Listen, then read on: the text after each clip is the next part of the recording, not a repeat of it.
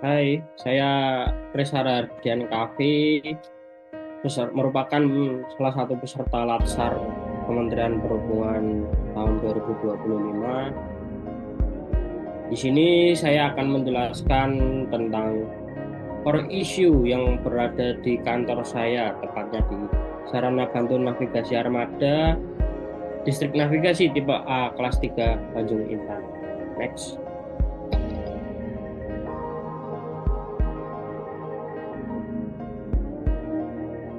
Isu tentang pemantauan smart buoy yang kurang maksimal.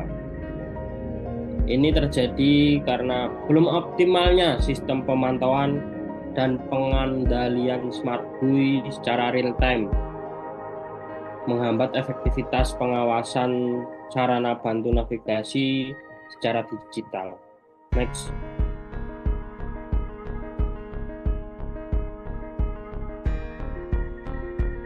Masalah yang terjadi ini karena infrastruktur jaringan dan sensor buoy belum terstandar dan stabil. Minimnya integrasi antara sistem pemantauan dengan dashboard pusat, kurangnya sumber daya manusia teknis yang mampu menangani data smart buoy. Lalu, apa dampaknya jika pemantauan smart buoy kurang maksimal? Yaitu dampaknya dapat kita lihat bersama sesuai di slide ini. Dampak yang pertama, tingginya risiko kecelakaan pelayaran, terutama pada malam hari atau cuaca buruk, akibat ketidak terpantauannya posisi dan kondisi buoy. Menyala atau tidaknya, kita tidak bisa memantau secara digital. Dampak yang kedua, respon lambat terhadap gangguan atau kerusakan buoy karena tidak adanya notifikasi atau deteksi otomatis, sehingga kita tidak bisa memantaunya secara digital. Kita hanya bisa memantaunya jika ada laporan, lalu kita bisa memperbaikinya. Dampak yang ketiga, inefisiensi armada pemeliharaan. Karena data tidak berbasis data real time, pengawasan reaktif atau bukan proaktif. Dampak yang keempat, menurunnya keandalan sistem navigasi yang dapat berdampak pada reputasi Kementerian Perhubungan sebagai penyelenggara keselamatan perhubungan. Next.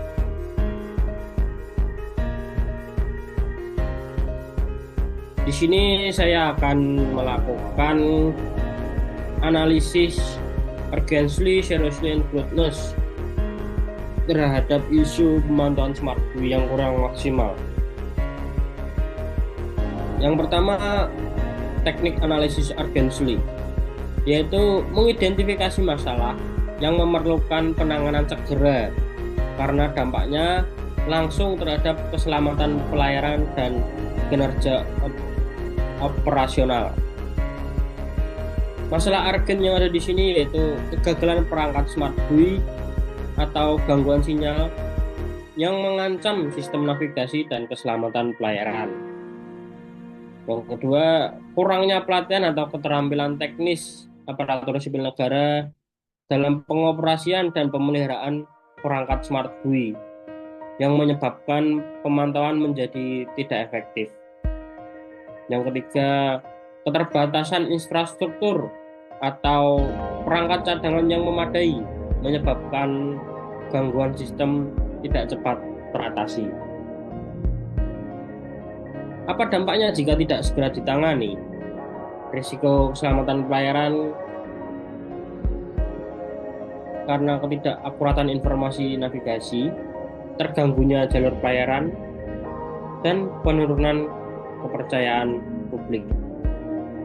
Lalu ada teknik analisis seriously, di mana langkah-langkah yang membutuhkan perhatian dan penanganan serius dengan solusi yang menyeluruh dan terencana untuk perbaikan jangka panjang. Masalah serius yang harus kita hadapi di sini, kurangnya standar operasional prosedur yang jelas dan terstandarisasi untuk pemeliharaan dan pemantauan smart buoy secara rutin. Yang kedua, keterbatasan anggaran dan sumber daya manusia untuk memastikan kualitas dan keberlanjutan sistem smart buoy. Yang ketiga, kurangnya koordinasi antara unit teknis dan manajerial yang menghambat efektivitas pemantauan dan respon terhadap gangguan. Dampak jika tidak ditangani secara serius itu, proses perawatan dan pemeliharaan yang tidak efektif dapat memperburuk perangkat dan menghambat pengoperasian smart buoy. Yang kedua, keterlambatan dalam penanganan gangguan, yang dimana menyebabkan pemantauan navigasi terganggu selama waktu yang kita belum ketahui. Yang ketiga, ketidakefisienan dalam manajemen dan pengelolaan sistem mempengaruhi kualitas layanan dan keselamatan. Teknik analisis yang ketiga yaitu ada growthness, solusi yang fokus pada pertumbuhan berkelanjutan dalam aspek teknologi, kompetensi aparatur sipil negara, dan efektivitas sistem secara keseluruhan. Masalah growthness di sini kurangnya pengembangan ASN secara berkelanjutan. Dalam menghadapi perkembangan teknologi dan sistem navigasi baru. Yang kedua, keterbatasan inovasi dan pemanfaatan teknologi dalam pemantauan dan pemeliharaan smart buoy seperti penggunaan AI atau big data untuk prediksi dan deteksi dini masalah. Jadi setiap buoy itu geser, buoy itu mati, harusnya sudah terdeteksi secara dini. Yang ketiga, pemanfaatan data yang kurang maksimal untuk mengambil keputusan strategis dalam pengelolaan navigasi dan pemeliharaan sarana bantu navigasi. Lalu dampak apa jika growthness ini tidak dilaksanakan? Yang pertama ada ketinggalan dalam pemanfaatan teknologi yang dapat mengurangi efektivitas pemantauan dan keselamatan pelayaran. Yang kedua, menurunnya kinerja operasional dan pelayanan publik karena ketidakmampuan untuk mengoptimalkan data dan teknologi terkini. Yang ketiga, kesulitan dalam mengelola perubahan dan tantangan masa depan di bidang navigasi dan sistem transportasi laut. Dengan menggunakan teknik USB ini, kita dapat mendefinisikan dan menyelesaikan isu pemantauan smart buoy yang kurang maksimal melalui dimensi USB. Next.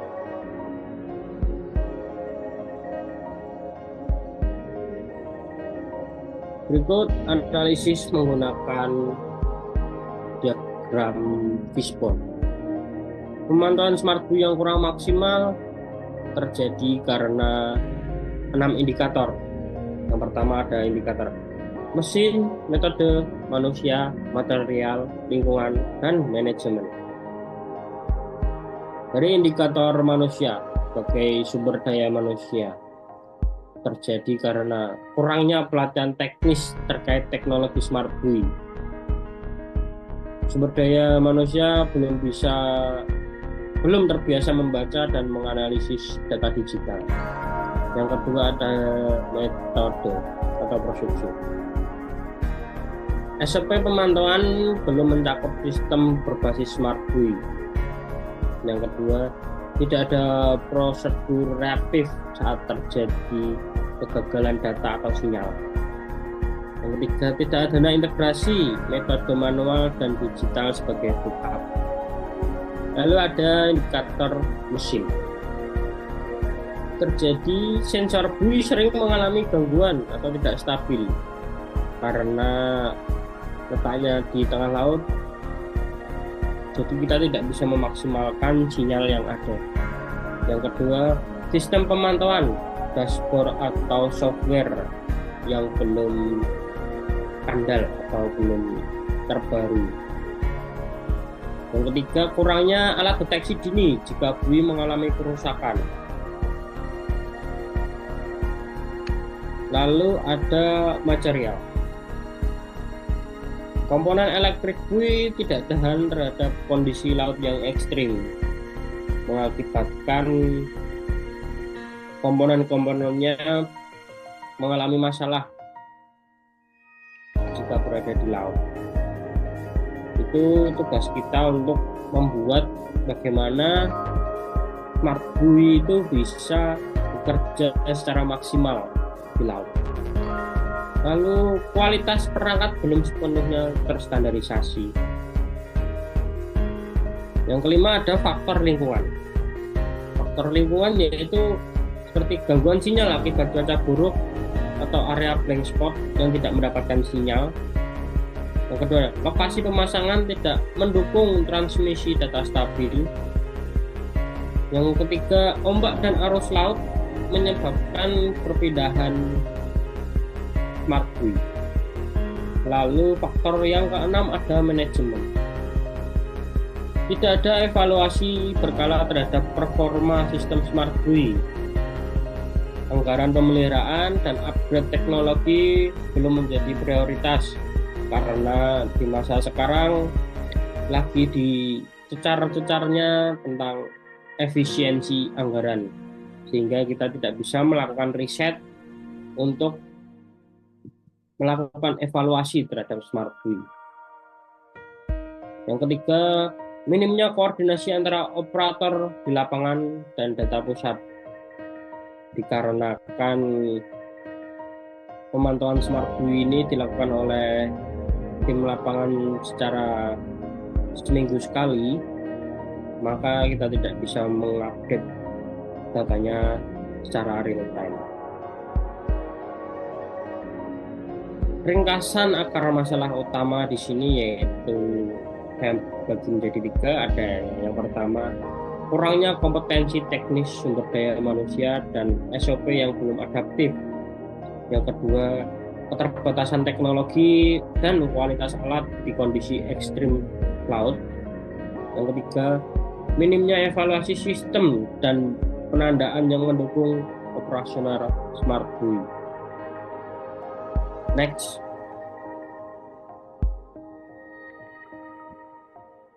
Lalu, apa gagasan kreatif yang saya unggulkan?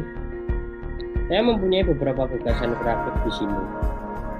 Dari hasil analisis akar masalah menggunakan metode Fishbone tadi, diketahui bahwa ketidakmaksimalan pemantauan smart buoy disebabkan karena SDM yang belum kompeten dalam teknologi digital. Yang kedua, SOP pemantauan belum adaptif. Yang ketiga, peralatan kurang andal dan sulit diperbaiki. Yang ketiga, koordinasi dan sistem manajemen belum terintegrasi. Masalah ini tidak bisa diselesaikan hanya dengan pendekatan teknis, tetapi perlu reformasi manajemen ASN untuk menciptakan ASN yang digital, adaptif, kolaboratif, berinteraksi kerja, dan tentunya mengimplementasikan nilai-nilai berakhlak. Prinsip utama Smart ASN yaitu saya di sini mengambil Smart Performance Dashboard ASN Navigasi, di mana ASN teknis dan operator armada SPNB memiliki dashboard kinerja untuk memantau jumlah smart buoy yang aktif, respon terhadap alarm sistem, capaian inspeksi, waktu respon kerusakan. ASN dinilai berbasis nyata, mendukung sistem merit dan transparansi kinerja. Yang kedua ada Digital Navigasi Academy, yaitu program pelatihan internal ASN berbasis learning teknologi Internet of Things untuk smart buoy, sistem navigasi digital dan INAPORTNet, modul keselamatan pelayaran, serta sertifikasi internal dan framework ASN yang berprestasi. Yang ketiga ada pembentukan TRC, Tim Respon Cepat Pemantauan Bui. Tim ini bekerja di lapangan dan teknis diberdayakan dengan aplikasi pemantauan langsung via mobile. Jadi datanya bisa diproses secara real time. Bila mana ada kerusakan, maka tim TRC ini agar segera meluncur untuk memperbaikinya, untuk menjaga alur pelayaran agar dapat berjalan dengan lancar dan aman. SOP respon cepat untuk alarm smart bui. Begitu ada alarm, maka tim respon cepat langsung melakukan pengecekan terjadi kerusakan di bagian apa. Pemetaan daerah rawan gangguan dengan GPS dan histori data. Lalu ada peta talenta ASN navigasi. ASN dinilai berdasarkan riwayat pelatihan, pengalaman lapangan, potensi inovasi, dan teknologi. Next.